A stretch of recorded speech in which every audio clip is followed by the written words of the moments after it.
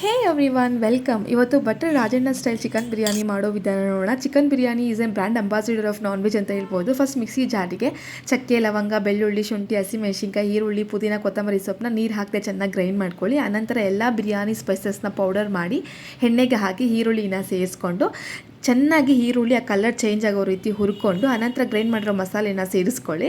After 2 minutes ಇದಕ್ಕೆ ಟೊಮೆಟೊನ ಸೇರಿಸ್ಕೊಂಡು salt, chicken masala, turmeric, ಧನಿಯಾ powder, biryani masala ಪೌಡರ್ನೆಲ್ಲದನ್ನು ಸೇರಿಸ್ಕೊಂಡು ಎಣ್ಣೆ ಬಿಡೋ ರೀತಿ ಚೆನ್ನಾಗಿ ಫ್ರೈ ಮಾಡ್ಕೊಳ್ಳಿ. This is the main part of the biryani. ಈ ಗ್ರೇವಿ ನಿಮ್ಗೆ ಹೇಗೆ ಬರುತ್ತೆ, ಬಿರಿಯಾನಿ ಟೇಸ್ಟ್ ಇದ್ರ ಮೇಲೆ ಡಿಪೆಂಡ್ ಆಗಿರುತ್ತೆ. ಆನಂತರ ಇದಕ್ಕೆ ಚಿಕನ್ ಆ್ಯಂಡ್ ರೈಸನ್ನು ಸೇರಿಸ್ಕೊಂಡು ಒಂದು 2 ವಿಜಿಲ್ಸ್ನ ಕೂಗಿಸ್ಕೊಳ್ಳಿ.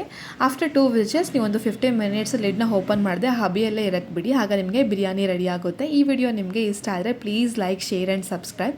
ಈ ನನ್ನ ಹೊಸ ಪ್ರಯತ್ನಕ್ಕೆ ನಿಮ್ಮ ಪ್ರೀತಿಯ ಆಶೀರ್ವಾದ ಸದಾ ನನ್ನ ಮೇಲೆ ಇರಲಿ ಅಂತ ಬಯಸ್ತೀನಿ. ಎಲ್ಲರೂ ಈ ಬಿರಿಯಾನಿನ ಒಮ್ಮೆ ಟ್ರೈ ಮಾಡಿ ಮನೆ ಮಂದಿ ಎಲ್ಲ ಹ್ಯಾಪಿಯಾಗಿ ತಿನ್ನಿ ಅಂತ ಹೇಳ್ತಾ ಬಾಯ್.